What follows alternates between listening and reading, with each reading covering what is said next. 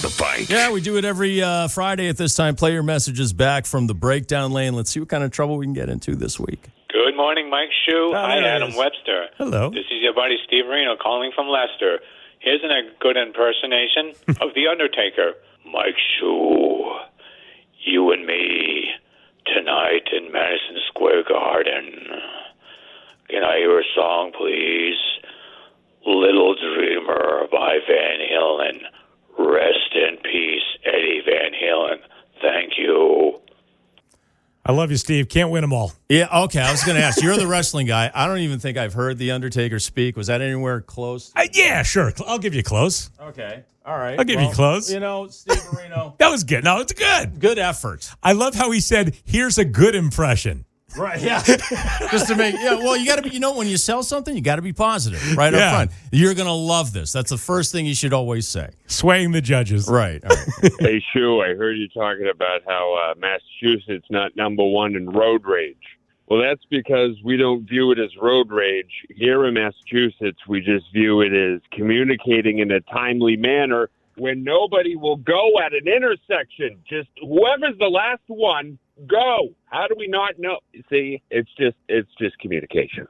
That must be from the story last week where Utah was the number one state with road rage incidents. I was surprised about that. I was surprised about too. I mean, you have all that fine the fine Mormon teachings there, the whole peaceful and I don't know. And Massachusetts was very low, but when it came to what was it? It was hand gestures or yelling something from the car. Yes, we were number 2, right behind Ohio, I believe. That's I think obscure. we're getting nicer.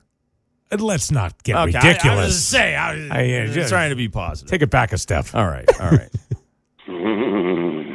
Pretzels.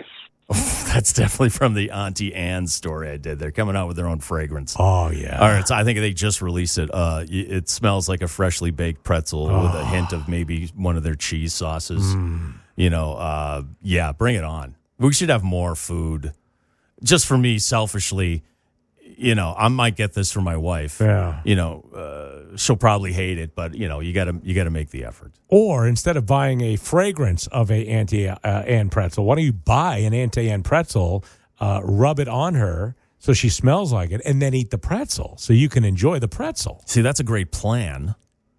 But like all plans, once you start, things could go in several different directions. Well, and usually that direction is me on some couch somewhere. In my mind, it's a whole fun day, but probably not going to end up that way. Did you say whole? Hey, Mike, I totally agree with you on the cats thing, and I just want to make a point that dogs could be as big as a house and still want to sit on your lap and lick your face and be your best friend and follow you around. If a cat was as big as a house, it would eat you. Plain and simple. Absolutely. Right. Thanks. Yeah, that's very true. If a cat was as big as, say, a Mastiff, you'd probably wake up and live the last few seconds of your life realizing that cat's eating you. You mean like a tiger? Yeah, basically. Yeah. So, dog will never do that. All the dog wants is your love and whatever you're eating at that time. Yes, exactly. More so. Yeah. It's Bob. I do one of those truck driver things. I carry a hazmat every day, and people always cut off at the last minute, still ride their brakes all the way down the ramp, but they don't think. But one day, when they get crushed, they'll make sure that they tell their friends. Be safer around trucks. Have a good weekend. And that's one to grow on. Yeah, no kidding. Kind of ominous right there, right? I mean, it's like, when they get crushed. Dun, dun, dun. I know, right? Right. Oh, my God. I do one of them truck driver things. Have a good weekend. That's true. That's one of the deadliest jobs we were talking about earlier. Yeah. This list, the top 6. Truck drivers were number 6. Number 1, logging workers. Number 2, roofers. Number 3, fishing and hunting workers. Number 4, construction. Number 5, aircraft pilots and flight engineers. But truckers, backbone of America. All right, please respect them. MMA fighters, nowhere on that list. Well, again, that's one of those jobs I think, You know, you were asking about firefighters and police officers, soldiers. Where it's kind of like, well, expected. That's part of the application, right? You know, it's when you're climbing on a roof, that's not part of the job description. Slipping off is not right. It's a risk. It's a risk, but it's not like something that's you're taking an oath on. Right there. So the shingles aren't shooting at you. Right. Exactly. Although there are nail guns.